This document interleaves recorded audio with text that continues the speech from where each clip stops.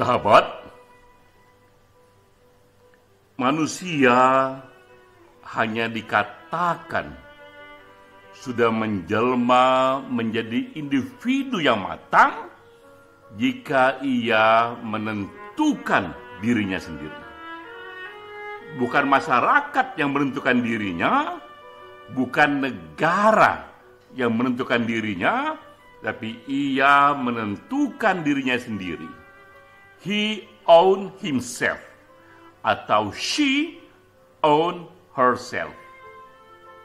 Inilah renungan dari Kierkegaard, filsuf dari Denmark yang dianggap bapak dari pandangan filsafat eksistensialisme. Saat itu Kierkegaard melawan paham yang dominan ketika agama di era itu begitu berkuasanya, sehingga muncul paham bahwa siapapun yang hidup di lingkungan ini, ia hanyalah dan haruslah hidup sesuai dengan tata nilai yang sudah disediakan oleh agama, yang sudah disetujui oleh masyarakatnya, yang sudah direstui oleh leluhur. Individu hanyalah mengadaptasi dirinya sesuai dengan tata nilai itu agar mendapatkan meaning of life, agar survive dalam kehidupannya. Tapi kata Kierkegaard, tidak.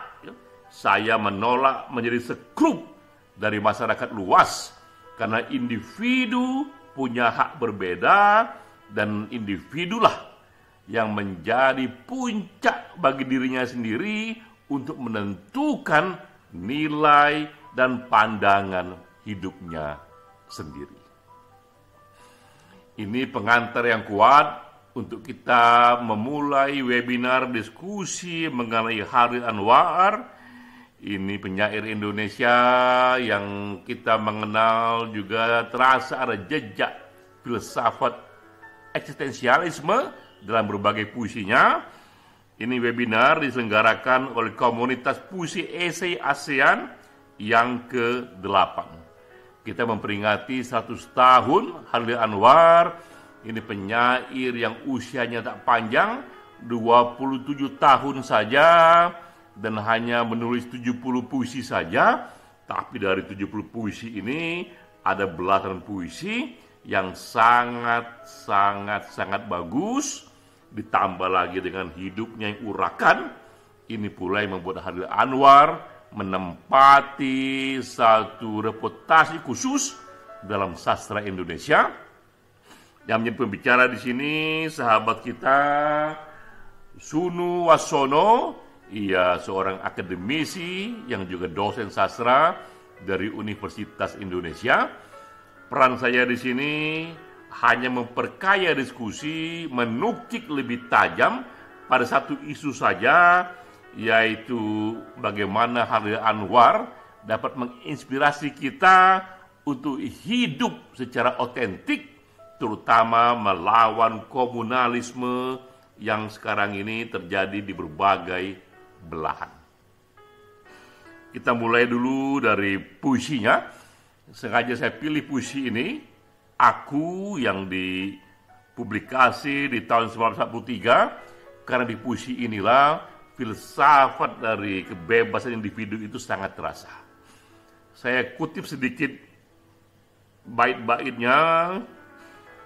Biar peluru menembus kulitku, aku tetap meradang, menerjang, luka dan bisa ku bawa berlari hingga hilang pedih perih. Kuat sekali satu ekspresi dari puisi ini. Terasa pada kita adanya satu ekspresi yang intens dari seorang individu. Terasa pada kita individualitas yang begitu tegar, memberontak terhadap lingkungannya. Dia tak tunduk pada lingkungannya. Ini individu yang bebas memilih untuk menentukan hidupnya sendiri. Karena itulah kita merasakan ada jejak filsafat eksistensialisme dalam puisi Aku Hadi Anwar ini, jika kita telusuri referensi pada dunia yang lebih luas, kita pun menemui Jean-Paul Sartre. Ini sastrawan Prancis yang hidup di tahun 1905, 1980. Ia hidup lebih dahulu dibanding Hadi Anwar.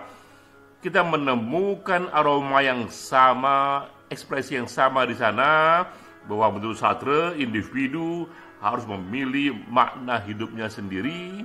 Yang terkenal di Sartre ini kutipannya bahwa manusia itu dikutuk untuk bebas.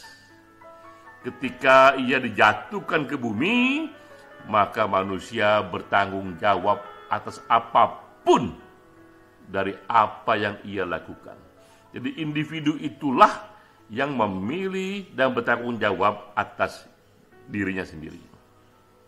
Sebelum Sartre, ada Søren Kierkegaard yang tadi kita kutip di awal. Kierkegaard inilah yang sekarang ini dianggap bapak pertama dari filsafat eksistensialisme. Ia juga hidup jauh sebelum Sartre di tahun 1813, 1886, dan Kierkegaard menyatakan individu bukan masyarakat, bukan agama yang harus memberikan makna bagi hidupnya sendiri. Jadi dia mengatakan individual, not society, nor religion, is solely responsible for giving meaning to life and living it passionately. Untuk hidup bergairah individu itu, ialah yang harus memilih nilai hidupnya sendiri, bukan agama, bukan masyarakat. Sebelum Kierkegaard, seera dengan dia juga ada Friedrich Nietzsche. Nietzsche juga dianggap memberikan jejak kepada eksistensialisme. Seruan Nietzsche terkenal, hiduplah secara otentik karena individu menciptakan nilai hidupnya sendiri. Own yourself, owning yourself, milikilah dirimu sendiri. Tak ada yang lebih berharga bagi individu kecuali ia berjuang untuk menentukan dirinya sendiri. Apa itu moralitas? Apa itu baik dan buruk? Apa itu benar dan salah? Menurut Nietzsche, semua itu hanyalah konstruksi sosial yang diciptakan masyarakat akibat relasi kekuasaan di zaman itu, tapi individu berhak untuk tunduk atau untuk tidak tunduk, atau untuk memilih, atau untuk memodifikasi sistem besarnya. Karena individu bertanggung jawab kepada dirinya sendiri. Melalui Kierkegaard, Nietzsche, dan Sartre, kemudian lahirlah itu gerakan eksistensialisme dalam sastra sejak tahun 1938. Bisa kita rumuskan kira-kira yang kita maksud dengan eksistensialisme di sini, satu paham yang menyatakan eksistensi mendahului esensi. Fisik kita hadir terlebih dahulu, setelah itu barulah kita menciptakan renungan, kita menciptakan spekulasi, kita menciptakan pilihan-pilihan perspektif tentang apa yang terjadi, asal-usul manusia, juga mengenai meaning of life. Kita menghadapi dunia yang menurut pandangan ini, dunia yang sebenarnya absurd, dunia yang sebenarnya meaningless, tapi kita mencoba memberi makna di sana, dan pada akhirnya individu itu memilih secara subjektif nilai hidupnya sendiri. Pandangan ini, eksistensialisme, mengakui ada reasoning yang objektif. Ada reason yang objektif, yang bahkan reason inilah yang menciptakan ilmu pengetahuan, dan ilmu pengetahuan minta ampun sumbangannya bagi peradaban. Tapi sekali lagi bagi pandangan ini, sungguh pun pemikiran reason itu sangat objektif dan penting, tapi dalam filsafat hidup, dalam mendalami hidup individual, itu adalah pilihan-pilihan subjektif, bukan pilihan-pilihan objektif oleh reason, tapi pilihan subjektif oleh pandangan dan keyakinan pribadi. Individu itulah yang menentukan dirinya sendiri. Apa yang dilawan oleh datangnya filsafat eksistensialisme ini? Yang dilawan adalah komunalisme.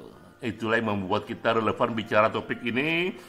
Yang dilawan adalah satu grand narasi, kecenderungan ingin menyeragamkan masyarakat, ingin menyeragamkan individu, baik oleh satu agama, oleh tafsir agama, oleh ideologi, atau pemikiran yang dianggap bahwa mereka yang tak sesuai dengan cara berpikir seperti ini dianggap mereka berada sebagai outlier, sebagai orang yang harus diluruskan. Ini yang harus dilawan karena menurut pandangan eksistensialisme, individu berhak menentukan dirinya sendiri. Puisi Hadir Anwar, Aku terutama yang dipublikasi 1943, memberikan inspirasi kepada kita untuk tak tunduk kepada komunalisme, untuk hidup secara otentik dan memilih sendiri nilai hidupnya. 100 tahun Hadir Anwar, hari-hari ini kita merasa relevan cuplikan Hadir Anwar ketika kita melihat di belahan lokasi di Indonesia juga di dunia, kecenderungan komunalisme menguat, muncul banyak sekali kelompok-kelompok tafsir agama, terutama yang mencoba menyeragamkan pandangan kita, seolah-olah apa yang baik dan benar, apa yang seharusnya dikerjakan, itu standar, seragam, sesuai dengan yang sudah dipatok oleh grand narasi itu. Hadir Anwar, puisi-puisinya memberi inspirasi kita bahwa individu boleh berbeda, individu berhak berbeda, karena individu itu nilai tertingginya, ia hidup secara otentik untuk menentukan nilainya sendiri. Karena itulah 100 tahun Hadir Anwar sekarang ini kita memerlukan dosis yang lebih dari Hadir Anwar untuk mewarnai ruang publik kita agar hidup tidak seragam. Salam.